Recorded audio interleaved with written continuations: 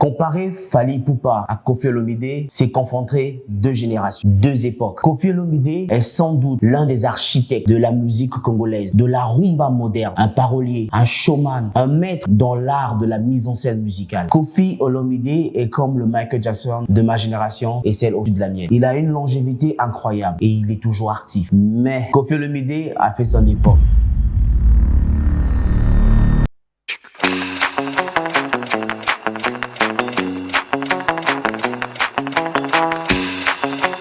Véritable icône de la musique congolaise. Il n'a pas simplement suivi les traces de ses aînés. Il s'est imposé comme un pont entre la musique traditionnelle congolaise et les exigences du son mondial. Il est devenu un artiste mainstream sans jamais renier ses racines. Il cultive une image plus professionnelle, universelle, structurée, un ambassadeur crédible pour la musique et la rumba congolaise sur la scène internationale. Mais qu'est-ce qui fait de lui une légende vivante? A-t-il vraiment révolutionné la musique congolaise?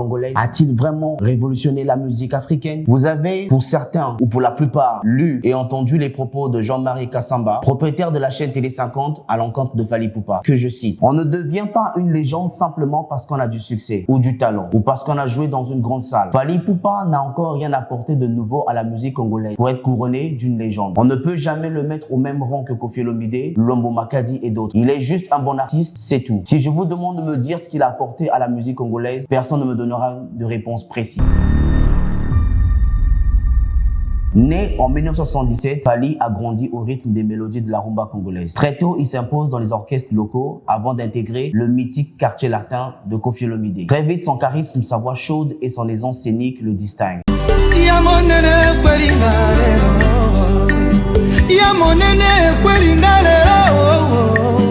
Mais c'est en solo que Fally va réellement déployer ses ailes dès son premier album Droit Chemin, sorti en 2006. Il fait sensation, un savant mélange de rumba congolais, de sonorités R&B, dancehall ou pop. Il séduit à la fois le public africain traditionnel et la diaspora, tout en attirant l'attention de l'industrie musicale internationale. Le succès est immédiat, ce n'est plus un jeune chanteur de rumba, c'est une voix unique, un performeur, un visionnaire.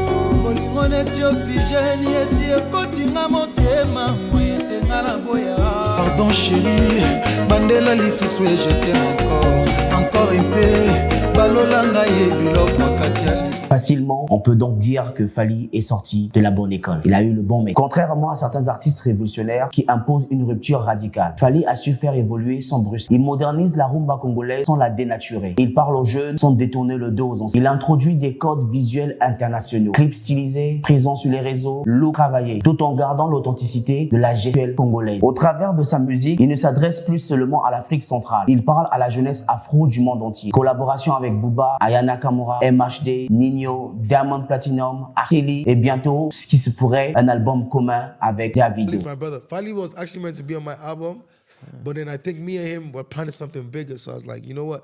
Maybe we wait and maybe we do like something crazy together, like Davido and Fally type, like album type stuff. Pépa, Pépa.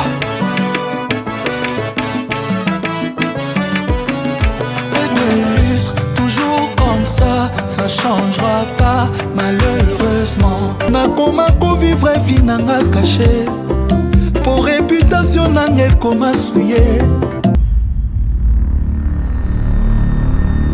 Alors vient la question qui fâche, la question qui fascine. Fally a su éviter les polémiques dévastatrices qui a souvent terni l'image de Koffi Olomide. En gros, Fally a parachevé le travail que Koffi avait commencé. Koffi Olomide a commencé, Fally a terminé.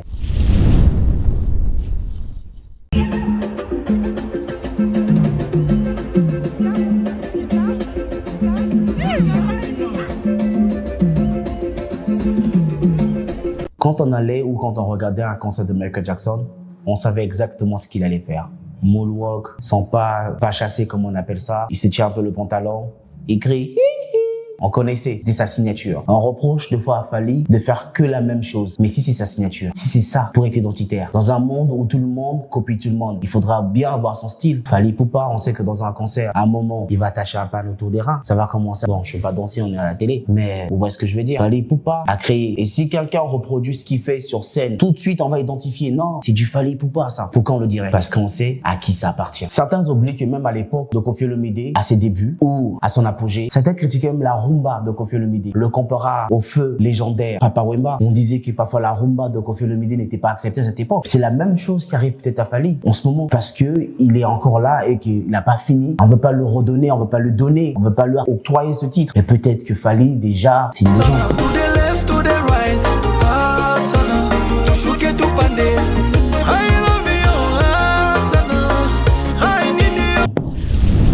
Revenons un peu encore sur l'impact que Fally a mondialement, l'influence qu'il a auprès de jeunes, même des anciens. Aujourd'hui, quand on écoute certaines notes de rumba, surtout dans l'album 7, personne ne dirait que c'est pas de la rumba là. Peut-être, oui, il a pris à gauche, il a pris à droite, mais tout le monde peut le faire à gauche et à droite. Mais qui saurait le faire aussi bien et donner une ligne, une directive, un but, une orientation aussi parfaite? Juste pour appuyer tout ça. J'aimerais clôturer cette chronique par la manière dont Taïk avait annoncé Fally Ipupa dans leur chanson Suis-moi. Écoutez-moi bien, il était hors de question que je vous donne ce fragment sans vous donner un fragment d'une légende. Vous voulez le fragment d'une légende là tout de suite? Alors faites un maximum de bruit pour la légende vivante. Fally Ipupa! Fally Ipupa est une légende. Non pas parce qu'il a tout détruit sur son passage, mais parce qu'il a su construire pont après pont, entre passé, présent et futur, entre rumba et afropop, entre Congo et le reste du monde. Il a su construire. Non, c'est pas par ingratitude, mais parce que chaque époque a besoin d'un roi. Et pour cette époque-ci, de la musique congolaise, Fally Ipupa est le roi.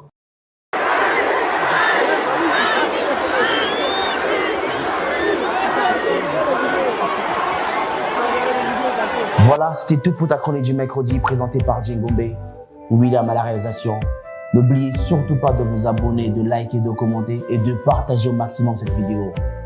Et monsieur Jean-Marie Kassamba, j'espère qu'à travers cette chronique, vous avez su si Koffi Olomide est une légende et que la personne qui l'a formé, qui est en train de le surpasser, est forcément aussi une légende. Voilà, c'est dit.